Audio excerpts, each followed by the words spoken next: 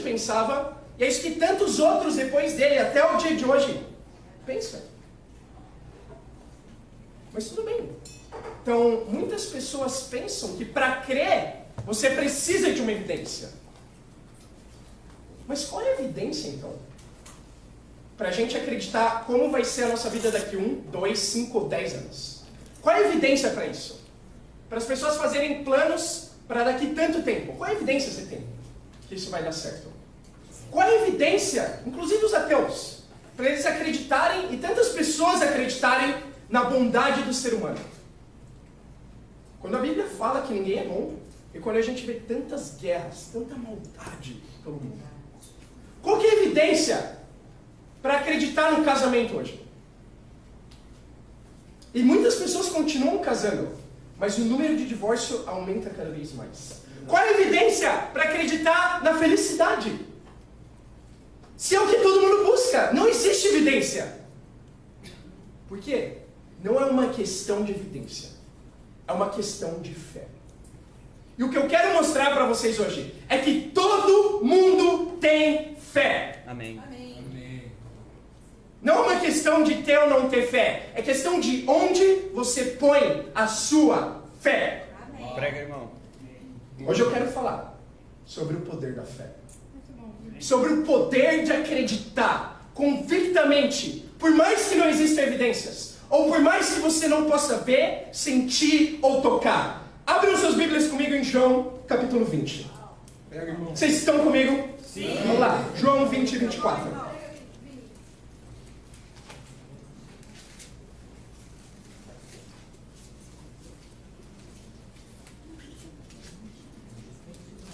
João 20, 24.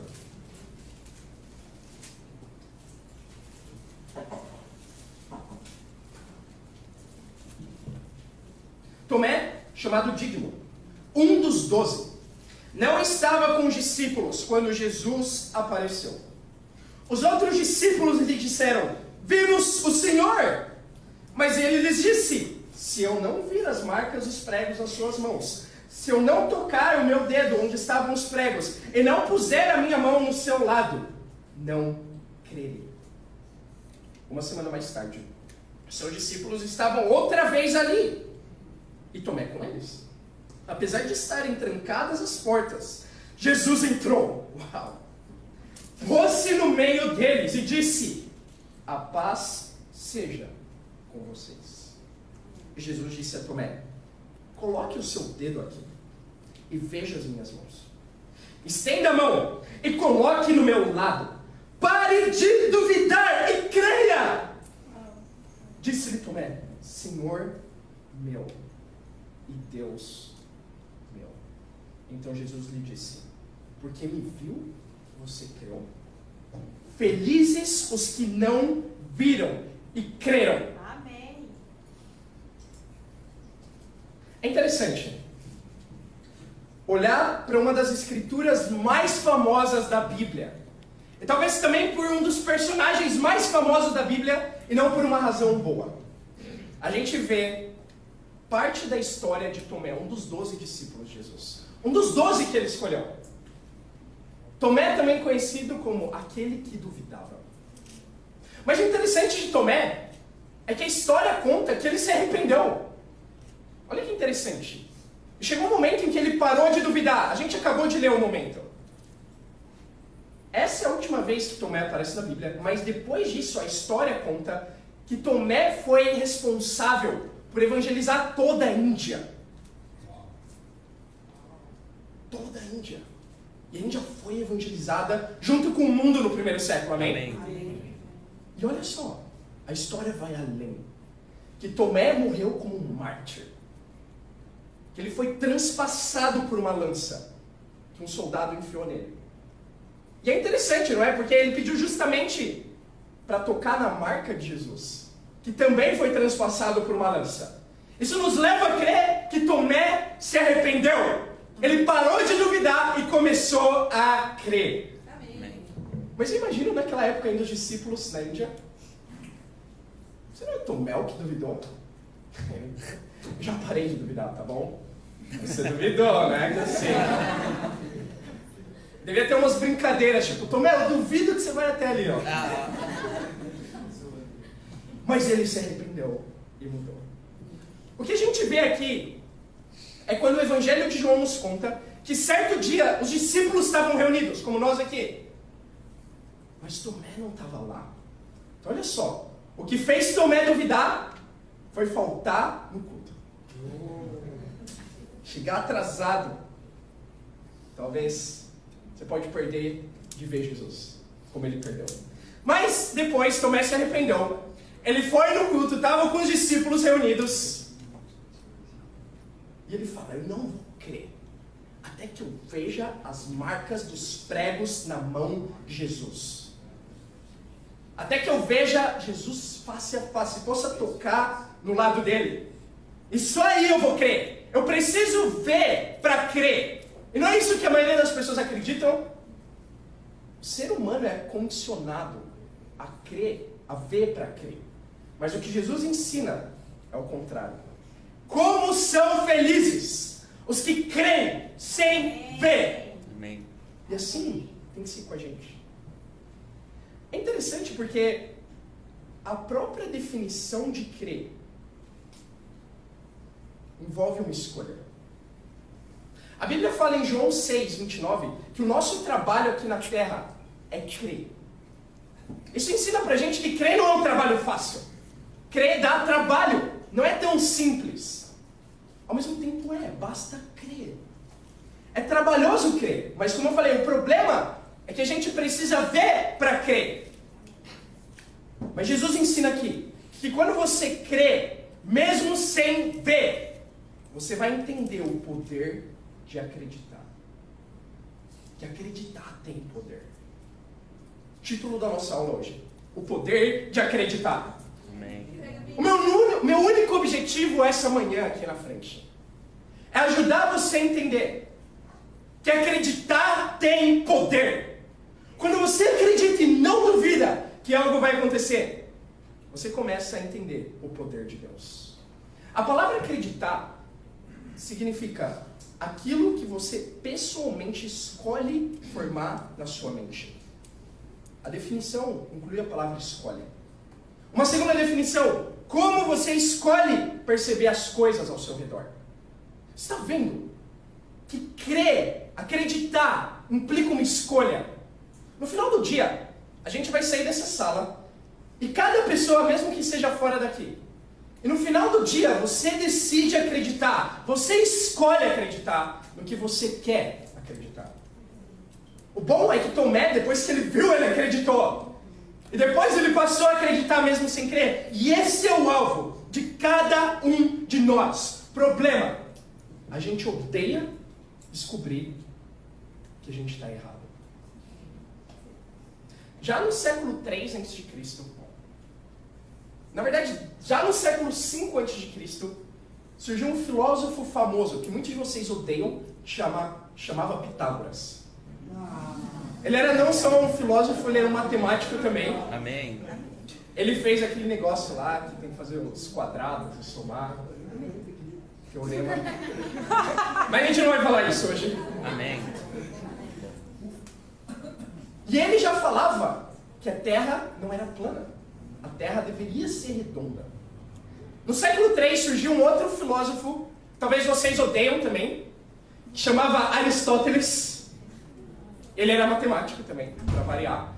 E ele foi o primeiro a propor evidências que comprovavam, não comprovavam plenamente ainda, mas eram evidências de que a Terra não era plana, como Pitágoras pensava, mas era redonda. E olha isso, ele quase foi morto. A discussão de que a Terra é redonda e não é plana, ela não terminou aí. Ainda no século XV, Colombo, as pessoas discutiam ainda se a Terra era redonda ou plana. 18 séculos ou 20 séculos. Porque simplesmente as pessoas, assim como eu e assim como você, odeiam ser contrariadas. Odeiam descobrir que o que elas acreditavam não é verdade. Mas uma vez que você crê, uma vez que você crê na verdade, crê tem poder. Amém. Primeiro ponto de hoje. Você é o que você acredita que você é. Mateus 9, 27.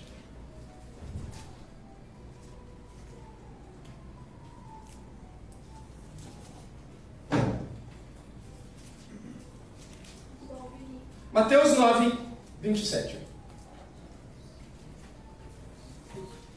A Bíblia diz: saindo dali, 2 cegos o seguiam, clamando: Filho de Davi, tem misericórdia de nós. Entrando ele em casa, os cegos se aproximaram e ele lhes perguntou: vocês creem que eu sou capaz de fazer isso? Eles responderam: sim, Senhor. E ele, tocando nos olhos deles, disse: que seja feito segundo a fé que vocês têm. E a visão deles foi restaurada. Então Jesus os advertiu severamente: cuidem para que ninguém saiba disso. Eles, porém, saíram e espalharam a notícia por toda aquela região. Nós vemos aqui 2 homens cegos que vão até Jesus. E a Bíblia diz que não só eles eram cegos, mas eles seguiam Jesus. Tentou imaginar essa cena? Talvez na multidão, eles tentavam ouvir Jesus. E, sei lá, esbarrando nas pessoas, esbarrando nos lugares, mas eles queriam chegar mais perto dele. E eles clamavam: Filho de Davi, tem misericórdia de nós. Esses homens eram cegos, mas eles tinham a fé que Jesus podia curar eles. E quando Jesus encontra eles, a Bíblia diz que ele coloca o dedo nos olhos deles e ele fala: vocês creem que eu sou capaz de fazer isso? Na verdade, antes de pôr o dedo no olho, vocês creem que eu sou capaz de fazer isso? Eles falam: sim, Senhor. E no final Jesus fala: que seja feito segundo a fé que vocês têm. Em outras versões, a Bíblia diz que vocês se tornem aquilo que vocês creem. Você é quem você acredita que você é. Esses homens eram cegos. Eles não podiam ver. Então a fé deles não era baseada no que eles tinham visto. A fé que eles tinham era unicamente baseada na palavra que eles ouviram. E assim tem que ser a nossa fé hoje. Amém? Amém.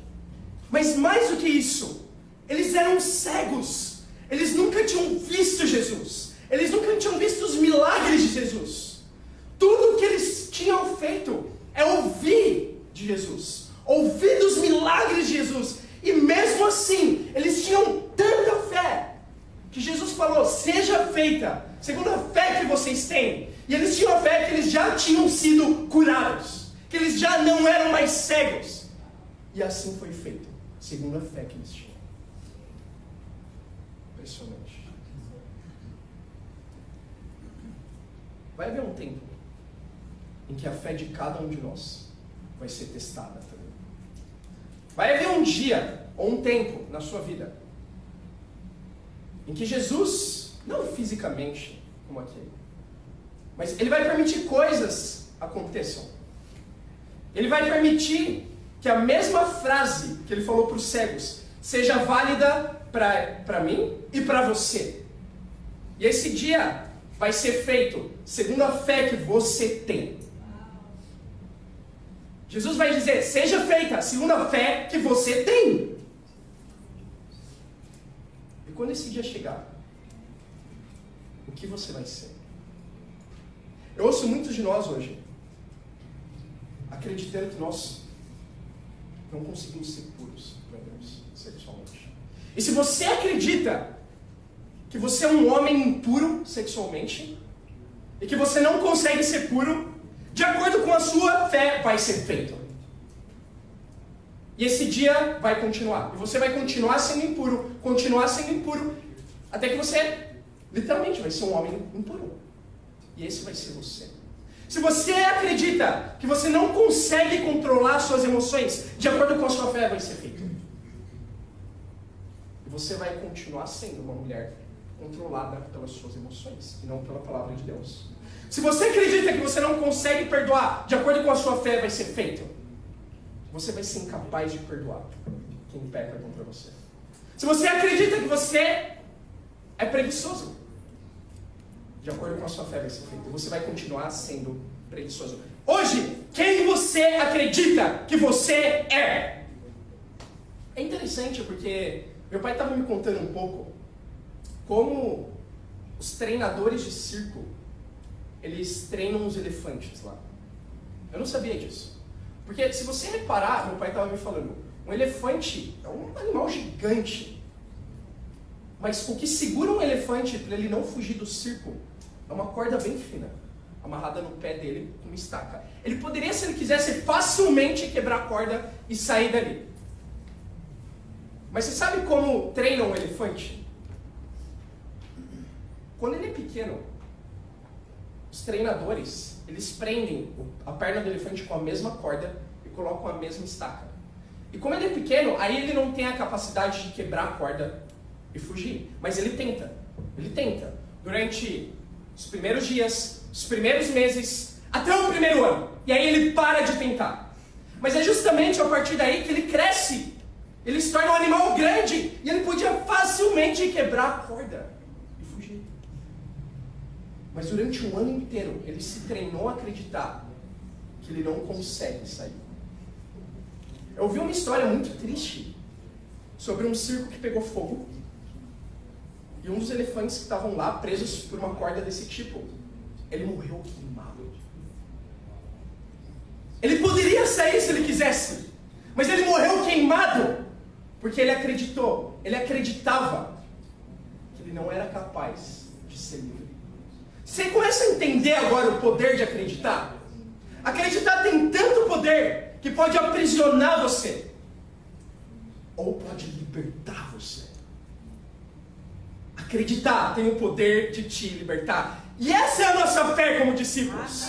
Porque Romanos 10 diz que a nossa fé não vem daquilo que a gente vê, não vem das evidências, vem de ouvir a palavra de Deus. E essa fé tem que ser capaz de fazer você acreditar que Deus te criou para ser um homem puro, para ser uma mulher que é capaz de submeter as suas emoções na Bíblia, que você é capaz de perdoar, que você é capaz de vencer o seu próprio corpo e acordar mais cedo e fazer as coisas que Deus te chamou para ser e não só para fazer. O que aconteceria se cada um de nós nessa sala acreditasse hoje com 100% de certeza que, como a Bíblia diz, Deus te fez de modo especial e admirável?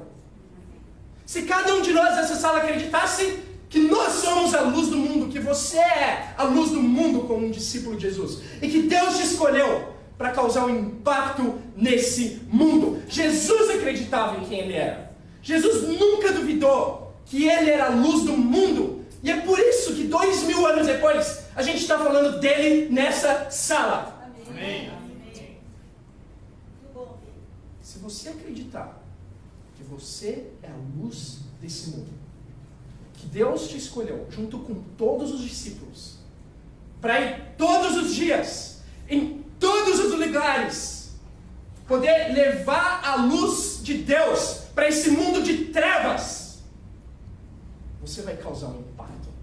Tudo basta, tudo depende da forma como você enxerga você mesmo. Você é o que você acredita que você é. Eu creio que eu sou a luz desse mundo. E eu quero te chamar a crer na mesma coisa sair dessa sala. Que nós somos filhos e filhas de Deus. Amém. Nós somos discípulos e discípulas de Jesus Cristo. Nós temos o Espírito Santo de Deus. Amém. Nada pode parar a gente. Amém. Se a gente simplesmente acreditar. Segundo ponto. As pessoas são o que você acredita que elas são. Mateus 5,13. As pessoas são o que você acredita que elas são.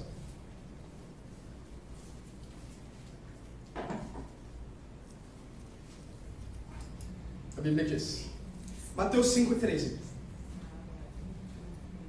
Vocês são o sal da terra, mas se o sal perder o seu sabor, como restaurá-lo? Não servirá para nada, exceto para ser jogado fora e pisado pelos homens. Vocês são a luz do mundo. Não se pode esconder uma cidade construída sobre um monte. E também ninguém acende uma candeia e a coloca debaixo de uma vasilha. Ao contrário, coloca num lugar apropriado. E assim ilumina todos os que estão na casa. Assim brilha a luz de vocês diante dos homens, para que vejam as suas obras e glorifiquem ao Pai de vocês que está nos céus. Amém. Jesus começava o ministério dele aqui. E é interessante, porque ele não falou para os discípulos dele, ok? Vamos lá, galera, compartilha hoje, convida 27.485 pessoas. Vai! Hoje a gente vai estudar a Bíblia com 7.084 pessoas. E se vocês não forem frutíferos 734 vezes esse ano, vocês estão mal espiritualmente. Não. Jesus começa o ministério dele dando uma identidade para os discípulos. Ele olha para eles, ele fala: você é a luz do mundo. Que a sua luz brilhe diante dos homens. Você é o sal da terra.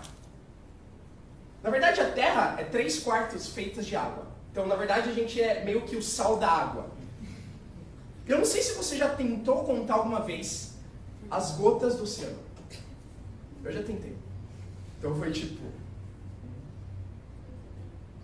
2, 3.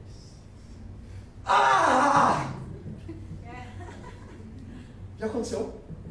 Caiu uma gota no seu olho. Já aconteceu alguma vez você estar no oceano e tomar um pouquinho de água? É tipo... uma gota! Uma gota! Tem muito sal.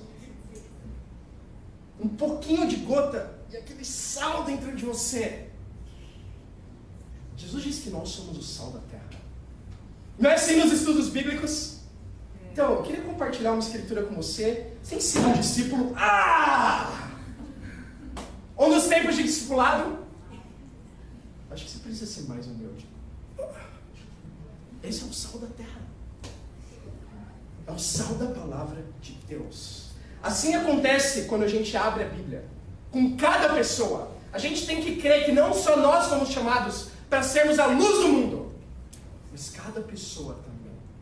Jesus acreditava tanto que ele era a luz do mundo. Ele tinha tanta certeza disso, que ele tinha a mesma certeza para cada discípulo.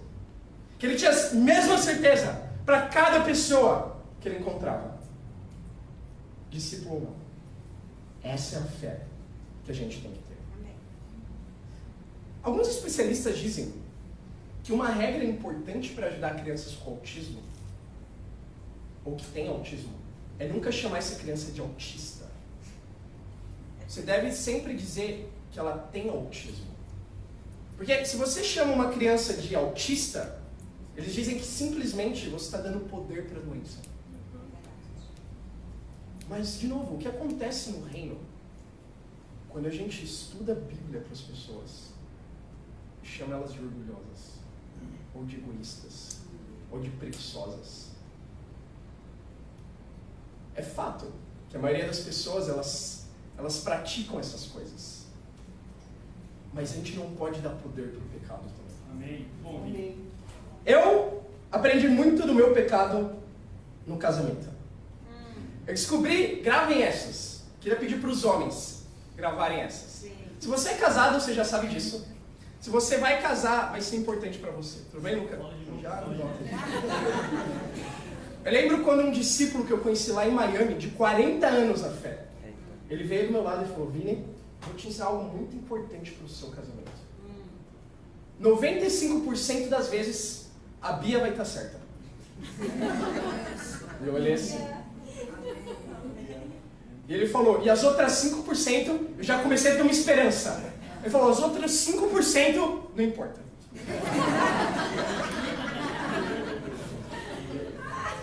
Porque às vezes, claro, quase sempre sou eu que pego contra a Bia. Quase sempre, enfim, ela é incrível. Mas às vezes, de vez em quando,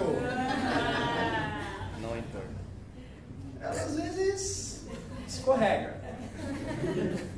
E quando isso acontece, eu penso: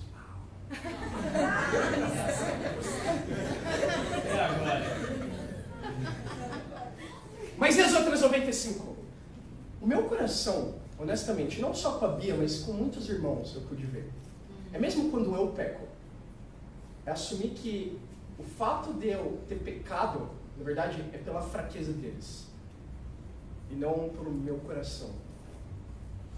Então, isso é uma insensibilidade que eu vi dentro de mim há algum tempo atrás. Então, eu responsabilizo mais as pessoas do que eu mesmo. Essa é a minha tendência. E quando eu percebi isso, eu fiquei muito triste. Eu lembro em uma das aulas do casamento, estava com a Bia do meu lado, com o Raul e Linda na minha frente. E eles ensinando vários conceitos importantes pra gente. Eu falei, nossa, eu descobri... Não, na verdade a Bia estava falando o quão insensível eu posso ser. Eu falei, é verdade, eu sou muito insensível. E ele falou, e você está sendo agora mesmo? E ela estava chorando. Por que você está olhando para mim? Olha para ela e dá um abraço. Eu fiz. Mas eu falei, nossa, é verdade, eu sou muito insensível. E daí eu tomei um segundo discipulado. Ele falou, para de profetizar o seu futuro. Para de autoprofetizar o seu futuro. Você não é insensível. Você pode ser insensível. É diferente. E a gente tem que ter esse mesmo conceito enraizado em cada um de nós. Que as pessoas que a gente vai ajudar, não é que elas são assim porque elas querem ser assim, elas podem ser assim. Porque muitas vezes elas não conhecem o padrão de Deus. E você está lá para ser a luz no mundo delas. A gente não pode permitir que a característica negativa de alguém defina essa pessoa aos nossos olhos. Por quê? Porque as pessoas são quem você acredita que elas são. A gente tem que ver o contrário, o superpoder na vida das pessoas. Eu acredito que cada pessoa lá fora tem superpoderes. Por quê? Porque a bondade, o coração de querer amar, de querer servir, que muitas vezes está lá no fundo, e só precisa vir à tona, isso é um superpoder.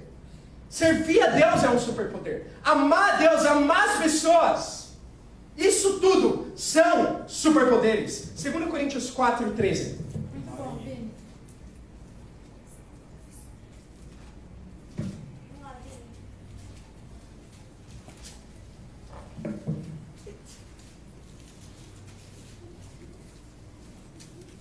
Está escrito, crie, por isso falei.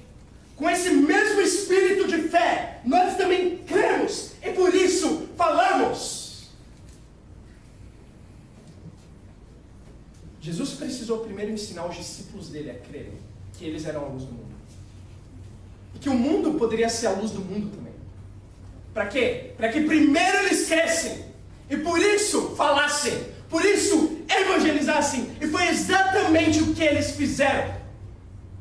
A razão, muitas vezes, pela qual a gente não evangeliza, não convida as pessoas, seja no nosso trabalho, seja na nossa família, seja na nossa universidade, para estudar a Bíblia e serem a luz do mundo também, é que talvez a gente pense que algumas pessoas foram predestinadas para o inferno.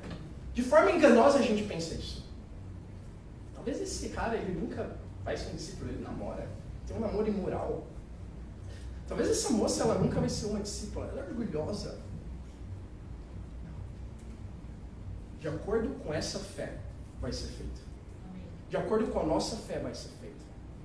Ao contrário, a gente precisa crer que qualquer um pode mudar.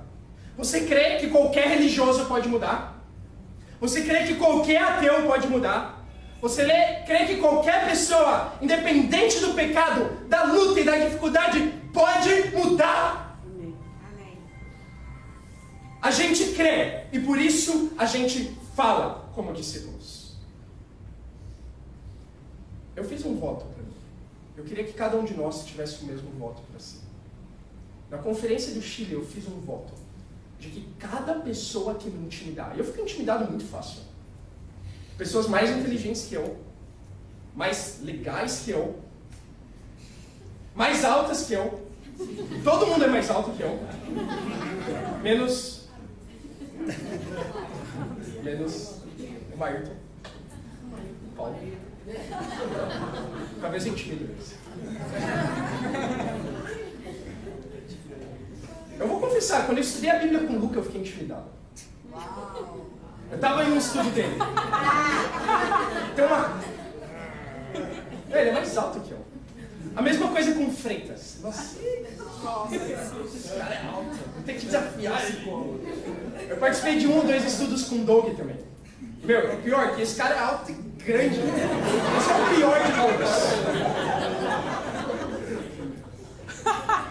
Então, se você fica intimidado facilmente como eu quero te dar um desafio.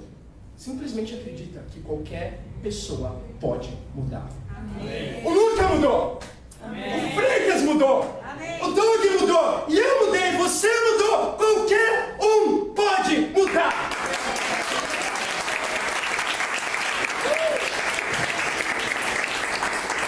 Se você acredita que qualquer um pode mudar, na campanha que a gente vai ter essa semana na universidade, você vai evangelizar, vai compartilhar sua fé com todo mundo. E se você vê um cara mais alto, se você vê um cara mais inteligente, ou se você vê um cara mais legal que você vai compartilhar a fé com ele. Amém. Qualquer um pode mudar. As pessoas são o que você acredita que elas são. Amém. Terceiro e último ponto. Você receberá o que você acredita que receberá. Marcos 11, 24. Marcos 11, 24.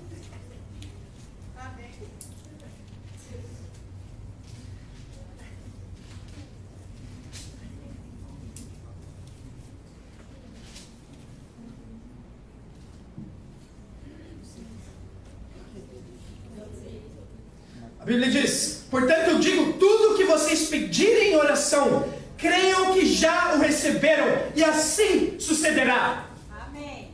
E quando estiverem orando, se tiverem alguma coisa contra alguém, perdoem, para que também o Pai Celestial os perdoe os seus pecados. Jesus tinha acabado de amaldiçoar uma figueira aqui, porque ela não dava fruto. Como discípulos, olha a importância de dar frutos. E ele fala para essa figueira que não estava dando frutos: nunca mais dê frutos. E quando eles voltam lá, a figueira estava morta. Os discípulos ficaram admirados. Jesus falou: somente creiam. Somente creiam. Se você ora somente por orar, isso vai ser dado. Se você acreditar.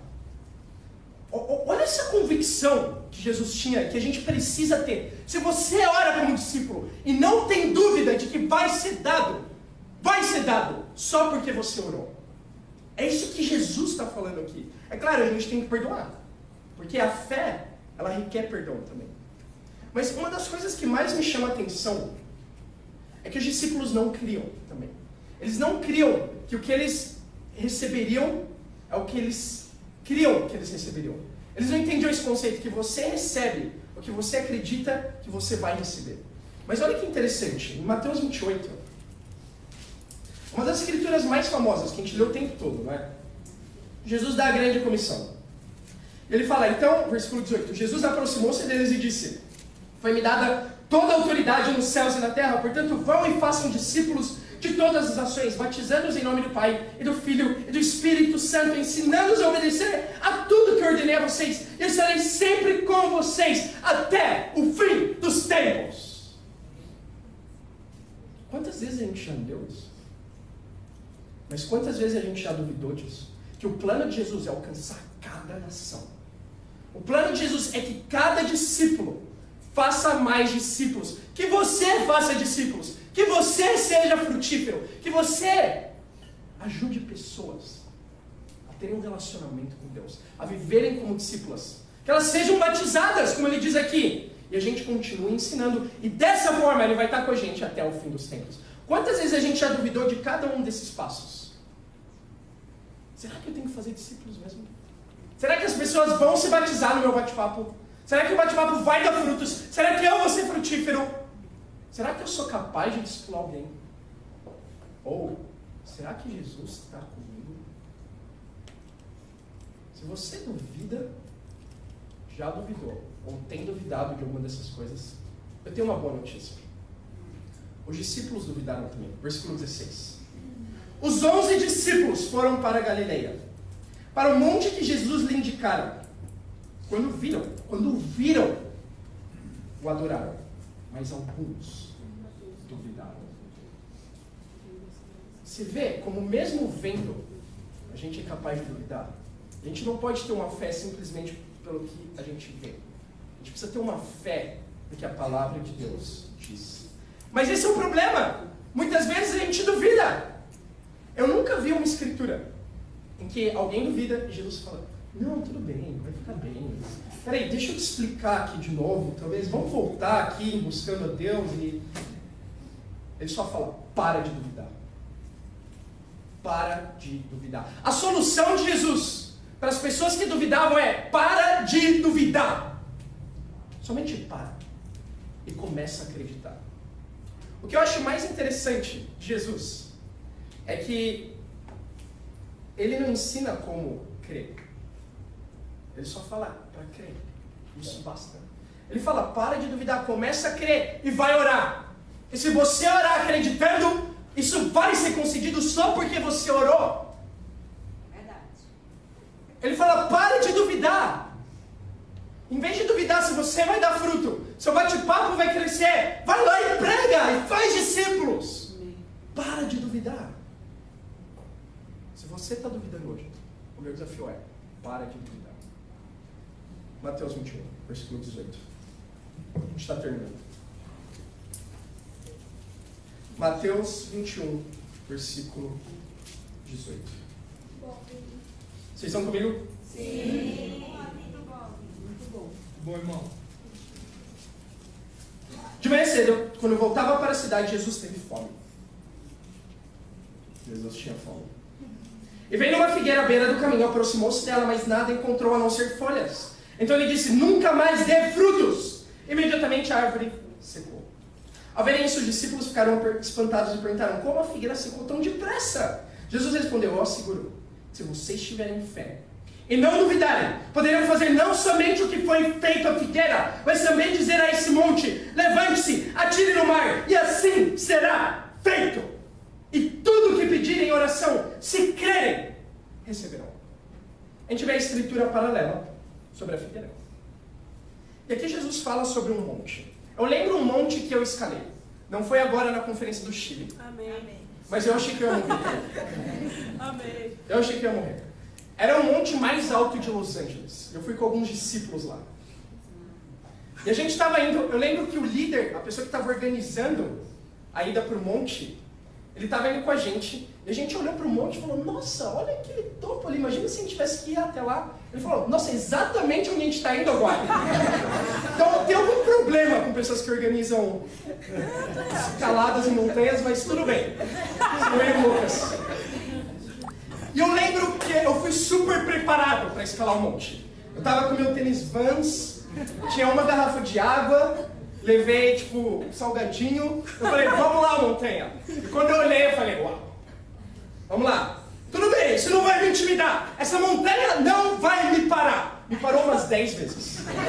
Tive que ir lá aqui descansar na sombra. Por favor, espera um pouquinho. Mas o incrível foi, pela graça de Deus, eu cheguei. Amém. E chegar no topo da montanha é um passo de fé. Eu vi minha fé aumentar lá. Eu falei, nossa, se eu subir uma montanha, eu sou capaz de subir qualquer montanha na minha vida. Porque todas são montanhas, não é?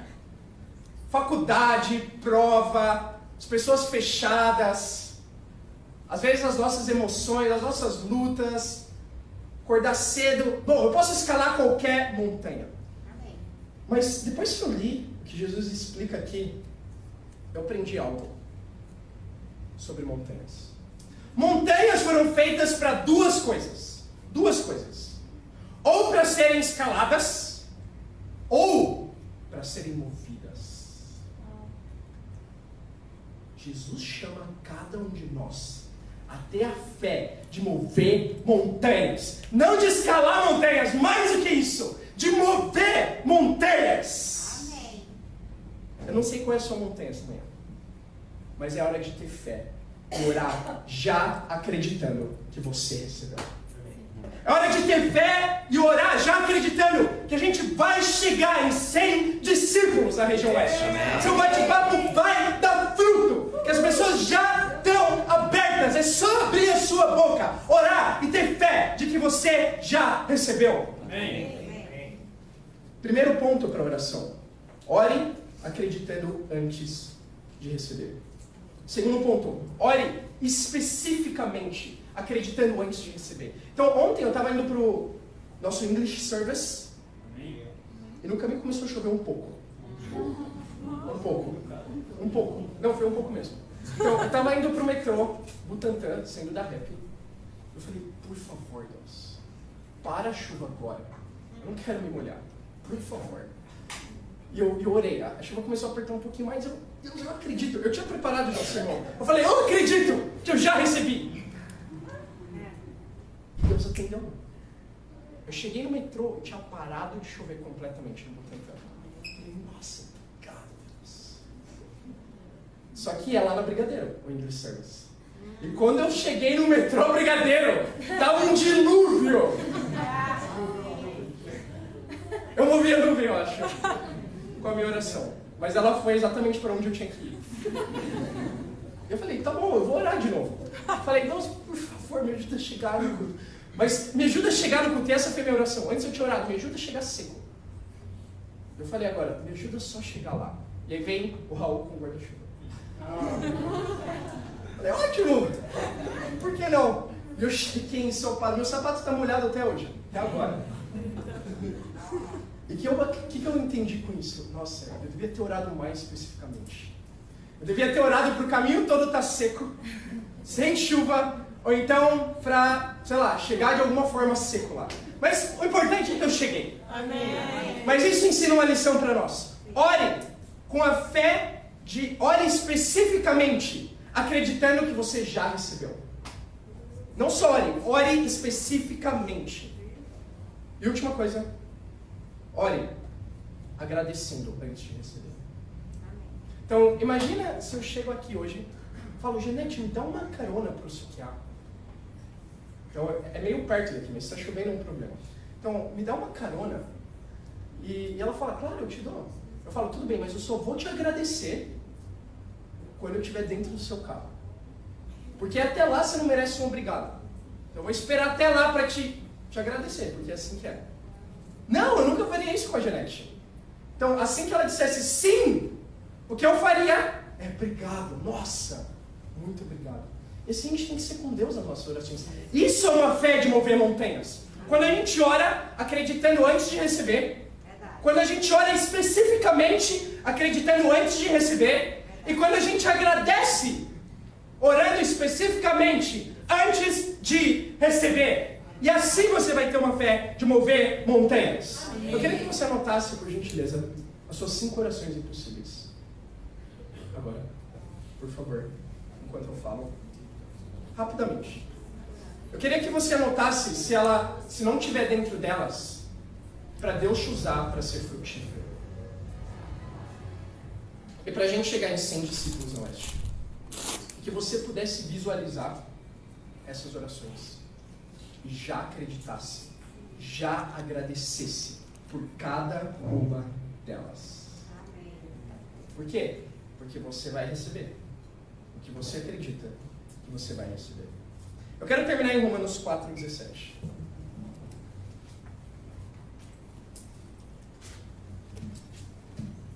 E aqui fechamos. Fala. Como está escrito: eu construí pai de muitas nações. Ele é o nosso pai aos olhos de Deus, em quem creu, o Deus que dá vida aos mortos e chama à existência coisas que não existem, como se existissem. A Bíblia fala aqui um pouco de Abraão. Como a gente sabe, Abraão era o pai da fé. Era o homem que podia acreditar, e entender que acreditar tem poder. E olha só, simplesmente por acreditar, Deus fez um homem de 100 anos de idade. Um dos homens mais férteis que a gente pode imaginar.